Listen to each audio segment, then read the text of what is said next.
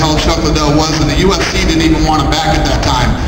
And they didn't think he had, I don't know, whatever they thought he didn't have. When I met this guy, Lorenzo and I put together this training camp up in Big Bear, right when we bought the company. And a bunch of guys went up there, Tito, Rico Rodriguez, Chuck Liddell, Tiki at the time, who else? A ton of guys we brought up there. While the training was going on up there, you know, I saw Chuck Liddell and I knew this guy was a badass.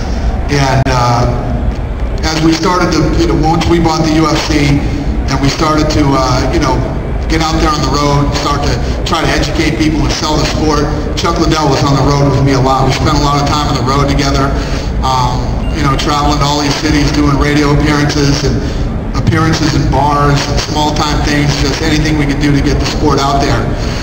And this guy has been more than just a, you know, a big superstar to us and a big fighter, you know, and a guy who sells pay-per-views. This guy's been such a close friend to both Lorenzo and I, and a true partner. A true partner. Chuck Liddell is the type of guy, this is the reason everybody loved him so much, you know, he'll fight anybody, anywhere, anytime. He didn't want easy opponents. He wanted all the guys that were considered the best in the world, and he would do anything to help in any way he could. You know, to sit up here, it's hard for me to, I'm getting all messed up now talking about it, but this guy, I've known him for probably 12 or 13 years, and he's one of the big reasons we are where we are today. And when I was watching that video yesterday, you know, those of you that have been here through, you know, our success over the last 9 years, there was nothing like going to a Chuck Liddell fight, man. When Chuck was in the main event and, you know, his music came on and he was coming out, the place was going crazy, and you knew somebody was getting knocked out that night. You just got, you know, it's like almost that Tyson aura that he had. But on the flip side, one of the nicest guys you've ever met. If you ever bump into him anywhere, anytime, he's the nicest guy you'll ever meet. He'll take pictures, he'll hang out. You bump into Chuck Liddell, you're probably going out to a club that night, I can tell you that. All right? He's bringing you with him, and you'll end up becoming one of his buddies. You want to say anything?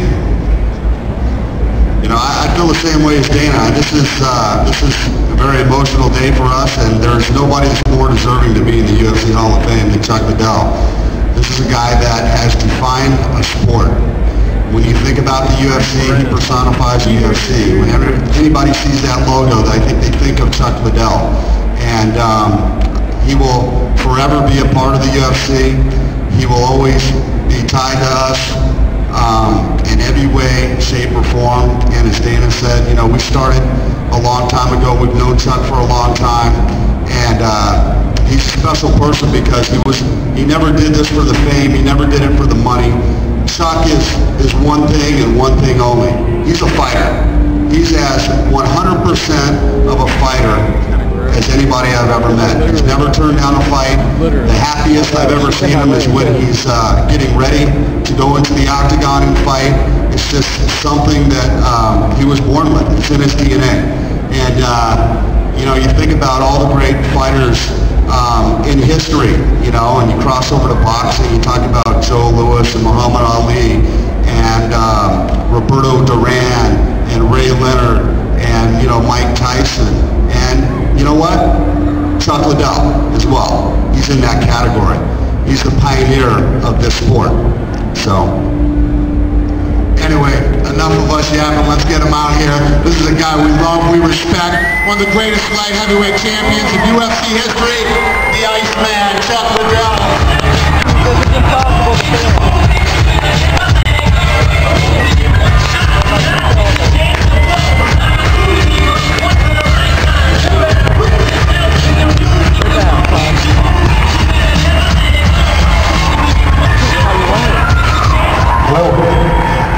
Thank you guys.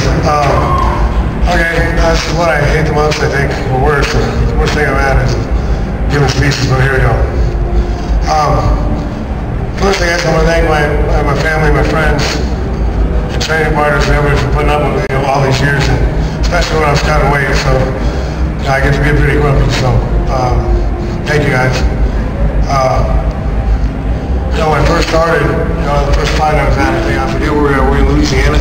So UFC 17, I think, fighting in front of 2,000 people. And I was on the last card on cable. We went to just satellite after that, And so now that went, thanks to Lorenzo, Frank, and Dana, they brought it back. Yeah, we're back on here. Look how big we are now. We could have back then we couldn't get this many people in a room to watch the fight, much less come see a guy talk.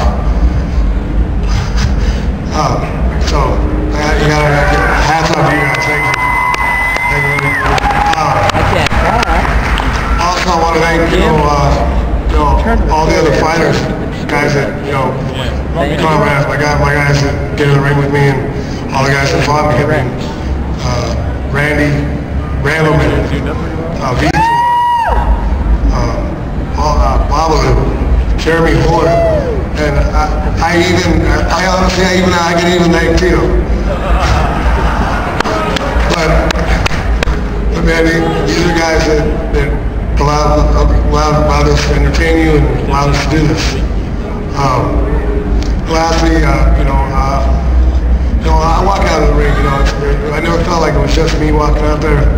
I mean, it was all you guys. I never forget the first time I walked in the MGM and the sound of the crowd, how loud it was. I mean, it was deafening. You walked out and shit, I made it.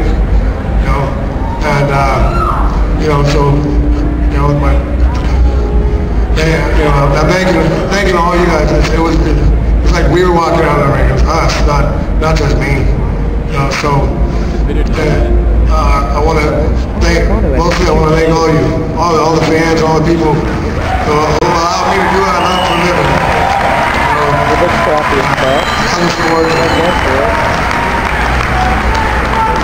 Thanks, everybody. And I can't forget, after the fight, you come party with me. I don't think I'm allowed to say where because I'm not in the casino that I was in, so I don't want to get in trouble. Okay. I'll be in Planet Hollywood at the sports book party after the fight if you guys want to come check it out. I told you you'd end up in a nightclub with him. Alright, it is my honor, my pleasure, and I couldn't say enough about how I feel right now about inducting the Iceman into the UFC Hall of Fame. Congratulations.